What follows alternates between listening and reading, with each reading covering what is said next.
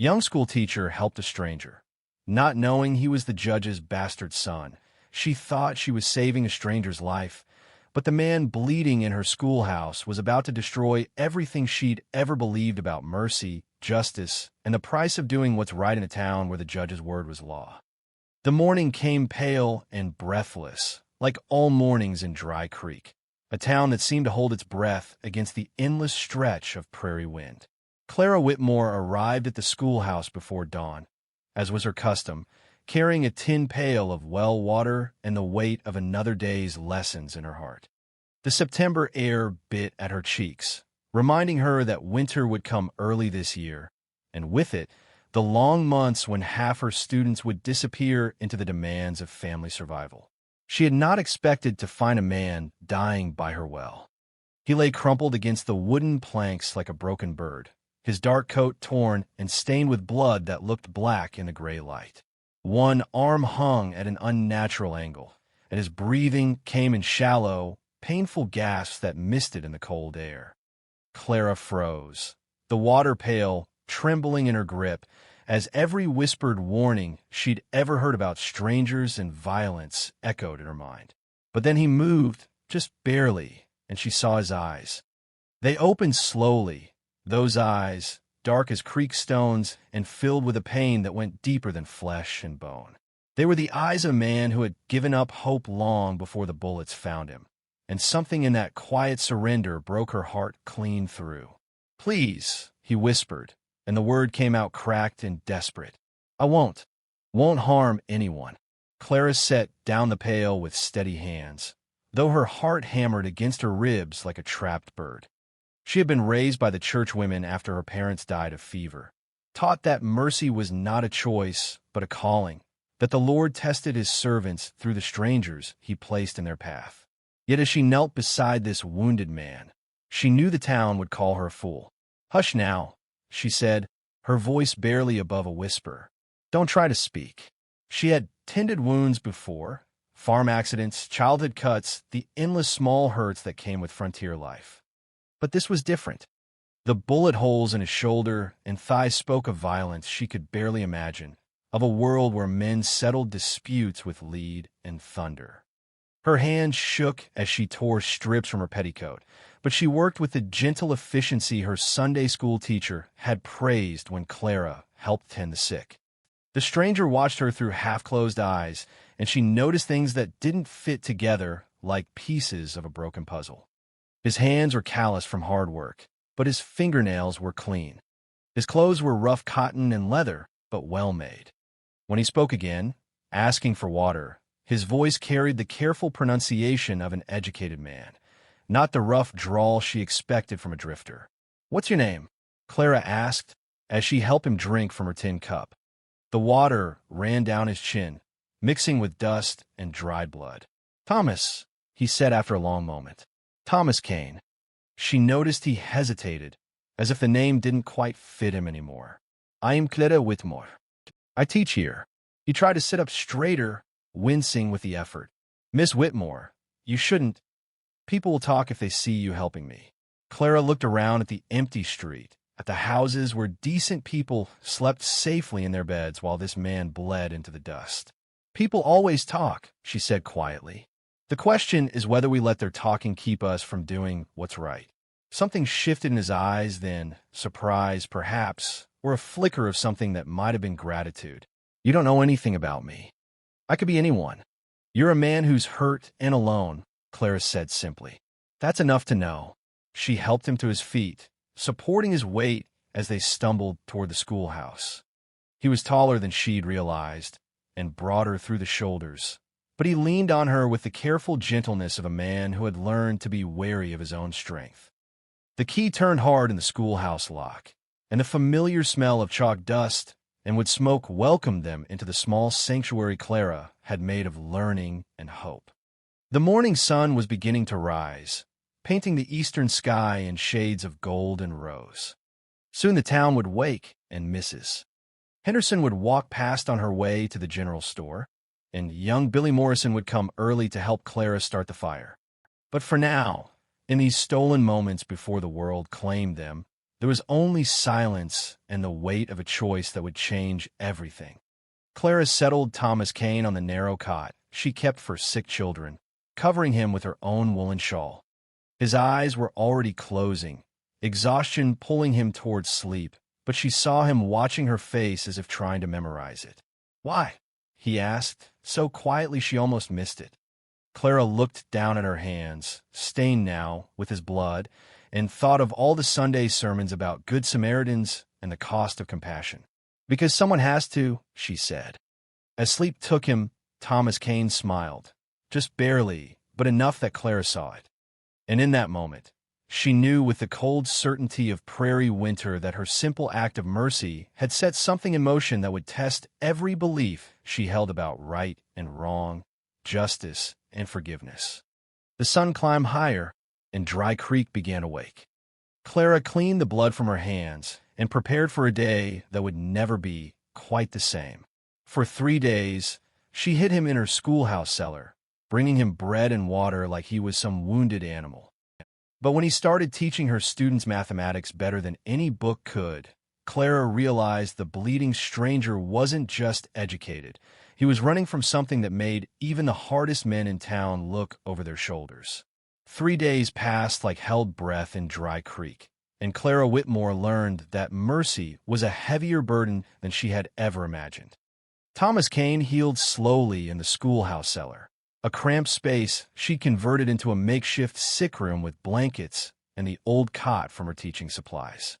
She brought him water before dawn and after dusk, when the streets lay empty and the town's eyes were turned elsewhere. Each morning, she descended those creaking wooden steps with a plate of cornbread or cold biscuits, her heart hammering with the fear of discovery. But it was more than fear that made her hands shake as she tended his wounds.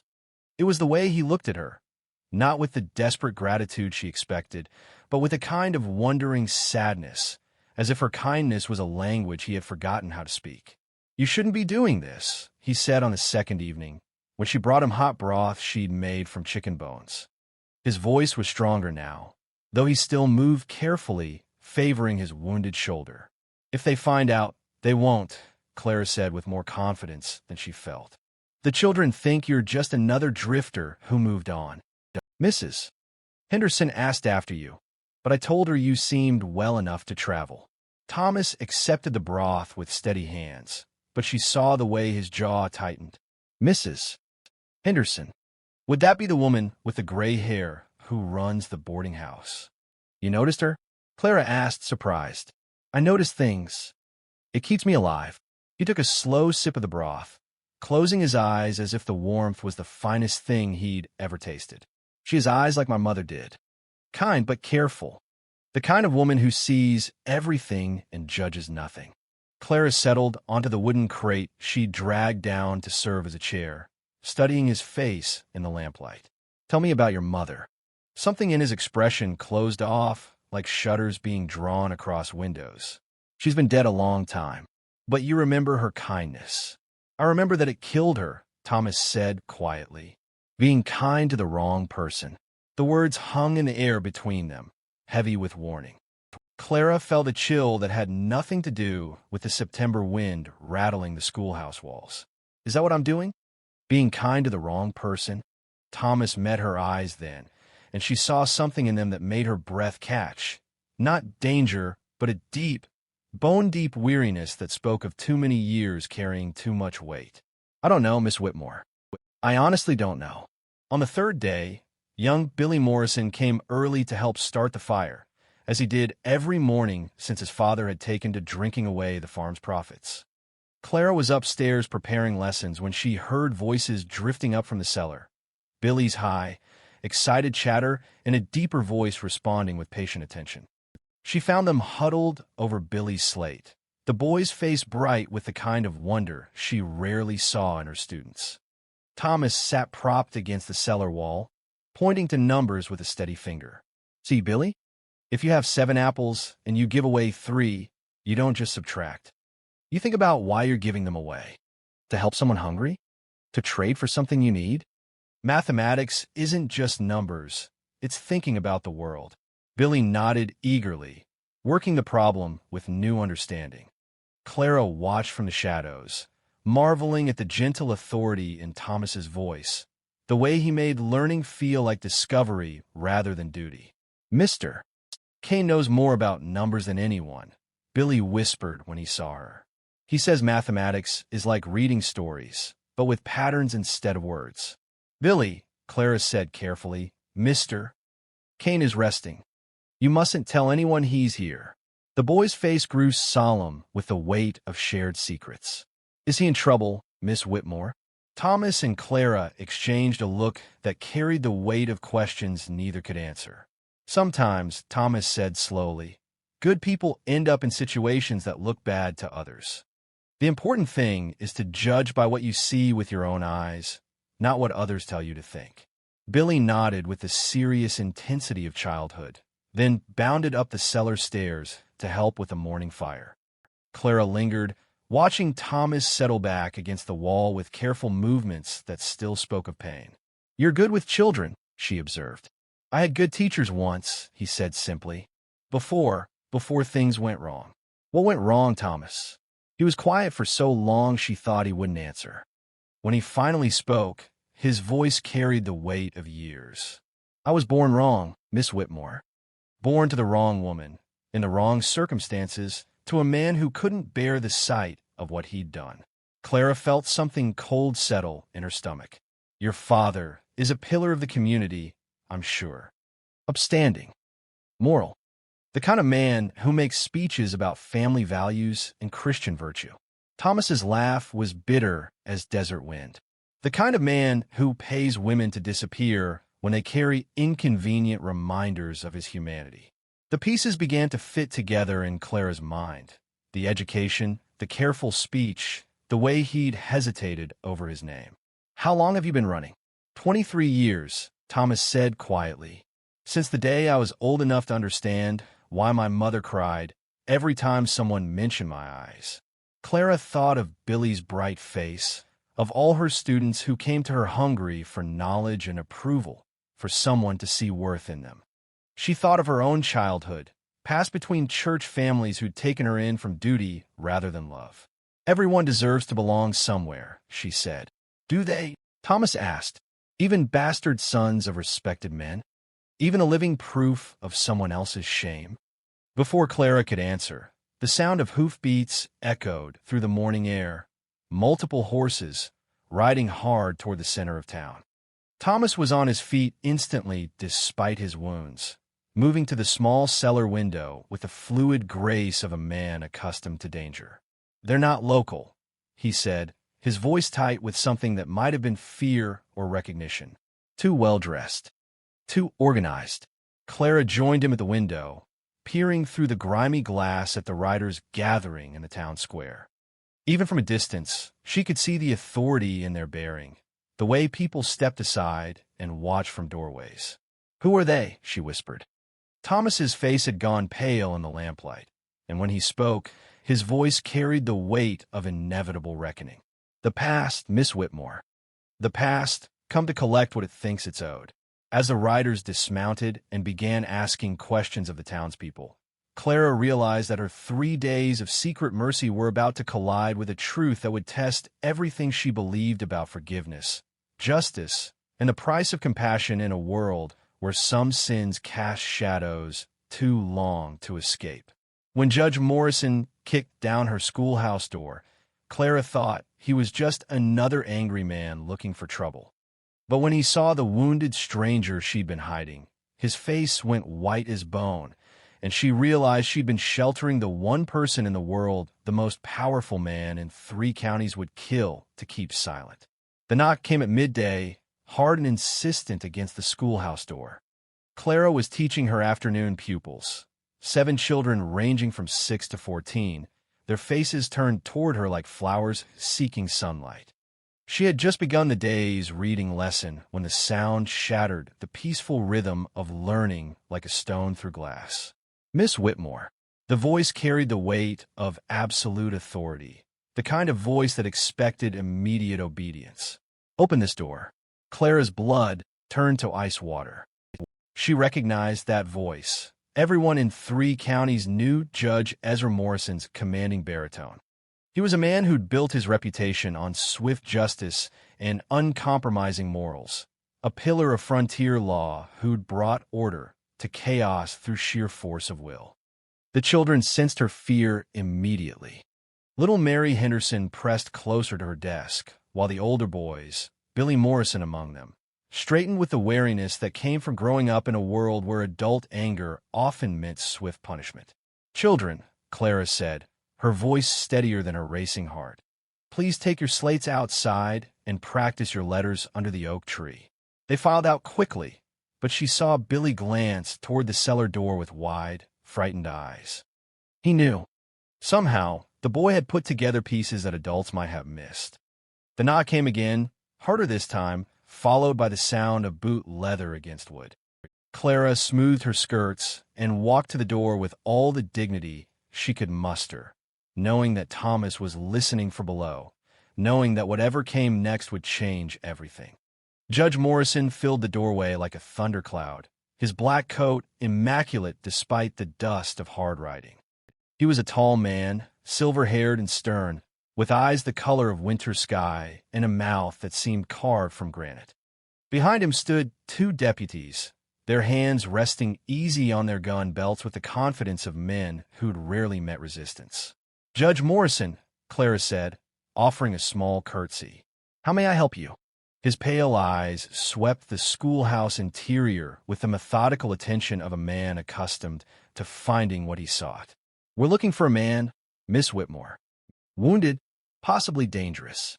He was seen in this area 3 days ago." Clara's mouth went dry, but she kept her voice level.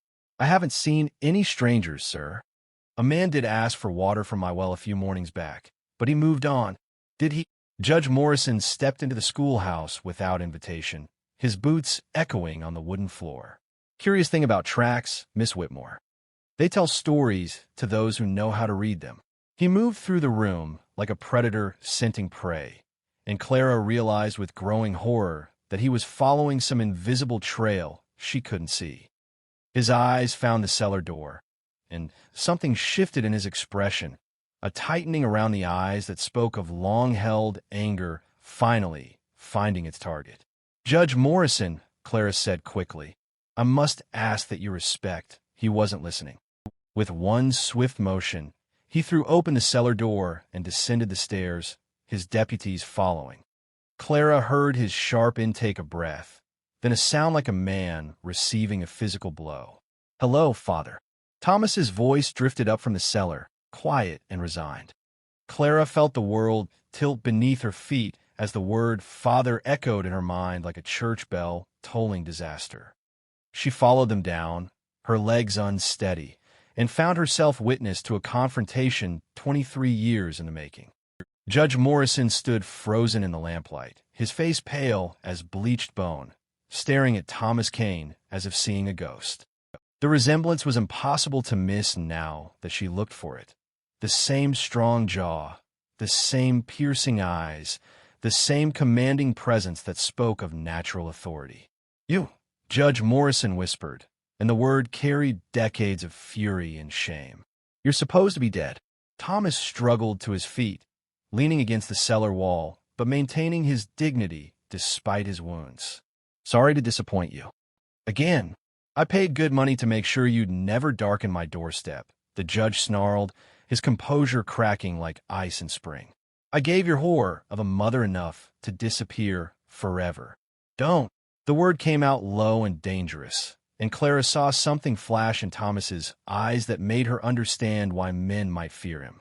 "Don't speak of her that way." "I'll speak of her however I damn well please." She was nothing but a painted woman who trapped a foolish young man with her lies and schemes. She was 18 years old and alone in the world, Thomas said quietly. "And you left her to die in poverty while you built your reputation on family values and Christian virtue." Judge Morrison's hand moved to his gun, and Clara acted without thinking. She stepped between father and son, her small frame trembling but resolute, her arms spread wide, as if she could somehow shield them both from the violence that crackled in the air like lightning before a storm. "Stop," she said, her voice carrying surprising authority. "Both of you, just stop." Judge Morrison stared at her, as if seeing her clearly for the first time. "Miss Whitmore, you don't understand what you've stumbled into. This man is a criminal, a bastard who's been bleeding me dry with threats and blackmail for years." "That's not true," Clara said firmly, though her heart hammered against her ribs. She looked at Thomas, searching his face for confirmation. "Is it?" Thomas met her eyes with something that might have been gratitude. "I never asked him for money, Miss Whitmore. I never asked him for anything except acknowledgement. Just once I wanted him to admit I existed." "Acknowledgement?"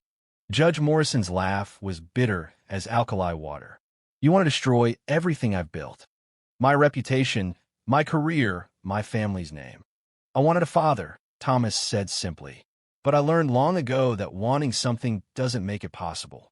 The silence stretched between them, heavy with years of hurt and anger. Clara felt the weight of their shared pain, the terrible legacy of shame and abandonment that had poisoned 2 generations. She thought of her students upstairs, of Billy Morrison's bright face when Thomas had taught him mathematics, of all the gentle moments she'd witnessed that spoke of a man capable of great kindness despite his wounds. "You're both wrong," she said quietly, and both men turned to stare at her. "Judge Morrison, you're wrong to deny your own blood. And Thomas, you're wrong to keep seeking something from a man who's proven he has no heart to give." Judge Morrison's face darkened with fury. "How dare you?" "I dare because I've seen what your shame has cost," Clara said, her voice growing stronger. "It's cost you a son who might have made you proud, and it's cost him a father who might have loved him. And now it's going to cost this whole town if you can't find a way to forgive each other." "Forgive?" Judge Morrison's voice cracked like a whip. "This bastard has haunted me for years, always just out of reach, always reminding me of my one moment of weakness." "I'm not your weakness," Thomas said quietly. "I'm your son." The words hung in the cellar air like incense, heavy with truth and sorrow. Judge Morrison stared at his bastard son, and for just a moment, Clara saw something flicker in his eyes that might have been recognition or regret. But then his face hardened again, and she knew that some wounds had festered too long for healing. "Deputies," Judge Morrison said coldly, "arrest this man." As the lawmen moved forward, Clara made a choice that would echo through every remaining day of her life. She stood her ground between them, her chin raised in defiance of everything she'd been taught about obedience and a woman's proper place. "No," she said simply, "not in my schoolhouse." The confrontation that followed would be whispered about in Dry Creek for generations. The day the schoolteacher stood up to Judge Morrison, the day a father faced his forsaken son, the day the truth finally stepped out of the shadows and demanded to be seen. Judge Morrison had the power to destroy her career, her reputation, everything she'd built in that dusty frontier town. But when Clara Whitmore made her final stand in that schoolhouse, she discovered that sometimes the smallest acts of faith can break chains that have bound hearts for a generation and plant seeds of hope in the most barren ground. The silence that followed Clara's defiance stretched like a held breath across the schoolhouse cellar. Judge Morrison stared at her with the cold fury of a man unaccustomed to opposition, his pale eyes calculating the cost of her rebellion. The deputies shifted uncomfortably, hands hovering near their weapons but uncertain how to proceed against a slight schoolteacher who stood like David before Goliath. "Miss Whitmore," Judge Morrison said, his voice deadly quiet, "you are interfering with the law." "Am I?" Clara asked, her voice steadier than her racing heart. "Or am I standing between a father and son who both need healing more than they need justice?" Thomas moved slightly behind her, and she felt rather than saw his amazement at her continued defense of him. The wounded man who had asked for nothing but water had become something more precious than her own safety. He had become proof that mercy could exist even in the hardest places. "You don't understand the forces you're meddling with," Judge Morrison warned. "I can destroy you with a word. Your position, your reputation, your future in this town, all of it can disappear like smoke." Clara thought of her students waiting outside under the oak tree, of Billy Morrison's bright face when Thomas had taught him mathematics, of all the small victories she'd won in her quiet war against ignorance and despair. Then she looked at Thomas, seeing not the dangerous stranger the town feared, but the gentle man who'd spoken of patterns and stories, who'd carried his mother's memory like a sacred flame.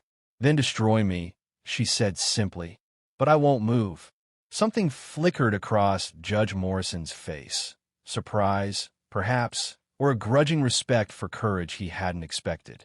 "You're willing to sacrifice everything for a bastard who means nothing to you?" "He's not nothing," Clara said firmly. "He's your son, and sons aren't made worthless by the circumstances of their birth." The words hit Judge Morrison like a physical blow. His face paled further, and for a moment, Clara saw past the stern facade to the man beneath. A man who'd spent 23 years running from his own humanity, building walls of righteousness to hide from a moment of weakness that had created life. "You don't know what you're asking," he whispered. "I'm asking you to be the father you should have been," Clara said gently. "I'm asking you to see that the shame you've carried all these years belongs to the choice, not the child." Thomas stepped forward then, moving to stand beside Clara rather than behind her. His voice, when he spoke, carried none of the bitterness that had colored their earlier confrontation. "She's right, Father. I'm not your shame. I'm just your son who wanted to know you." Judge Morrison's composure cracked like a dam giving way to flood. His shoulders sagged, and years of rigid control seemed to flow out of him like water through broken stone. "Your mother," he said brokenly. "Sarah. She was so young, so beautiful. I told myself it meant nothing, that it was just, but she died alone, didn't she? Because of my cowardice. She died loving you," Thomas said quietly. "Even when she had nothing left, she kept the letters you wrote her. She told me you were a good man who'd lost his way." Clara watched father and son face each other across a chasm of hurt and regret, seeing the same strong bones beneath their faces, the same capacity for both sternness and tenderness. In that moment, she understood that mercy was not just about forgiveness. It was about creating space for people to become who they were meant to be. "I don't know how," Judge Morrison admitted, his voice raw with decades of buried grief. "I don't know how to be a father to you now." "Start by seeing me," Thomas said simply. "Just see me." Judge Morrison looked, really looked, at his bastard son for perhaps the first time. He saw the intelligence in Thomas's eyes, the quiet dignity that had sustained him through years of rejection, the gentle strength that had made him kind to a frightened child despite his own pain. "You look like her," he said finally, "around the eyes." She had the most beautiful eyes. Clara felt tears on her cheeks and didn't care. She was witnessing something sacred, the slow, careful resurrection of love that had been buried under years of fear and pride. "Judge Morrison," she said softly, "the town is watching. Your deputies are waiting. Whatever happens next will be remembered." He straightened then, and she saw him make a choice that would define the rest of his life.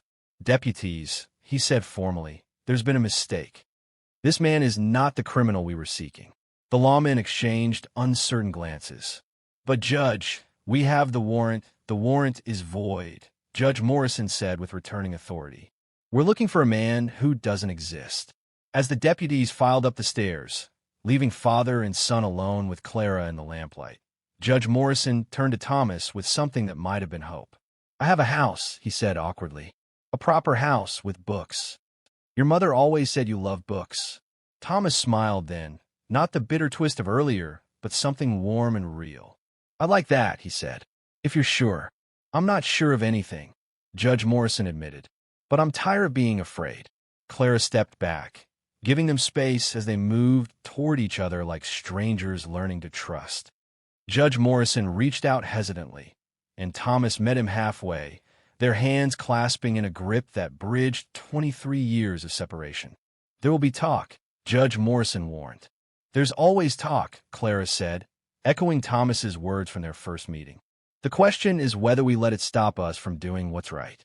As evening painted the sky in shades of gold and rose, Clara climbed the stairs to find her students still waiting under the oak tree, their faces bright with curiosity. Billy Morrison ran to her immediately, his young face serious with concern. "Miss Whitmore, is everything all right? Is Mr. Kane in trouble?" Clara knelt to his level, smoothing his unruly hair with gentle fingers. "No, Billy. Mr. Kane's going home. Finally going home." She watched through the schoolhouse window as Judge Morrison helped his son onto a horse, their movements careful but no longer cautious. They rode away together into the sunset, two figures becoming one silhouette against the endless prairie sky. That night, as Clara prepared lessons for the next day, she found a note on her desk written in Thomas's careful hand. "Thank you for teaching me that mercy isn't weakness, and that some teachers don't need books to change the world." Teka. In the months that followed, the town of Dry Creek would witness small miracles. Judge Morrison, once known for his harsh sentences, began to temper justice with understanding. Thomas Kane opened a school for children whose families couldn't afford proper education, teaching mathematics with the same gentle patience he'd shown Billy in the cellar. And Clara Whitmore continued to teach, but now her lessons carried the weight of lived truth, that forgiveness was possible even in the hardest hearts, that family was more than blood and law, and that sometimes the smallest acts of courage could plant seeds of hope in the most barren ground. The dust settled on Dry Creek, as it always did, but something had changed in the settling. Something that whispered of second chances and the terrible, wonderful power of love to remake the world, one heart at a time.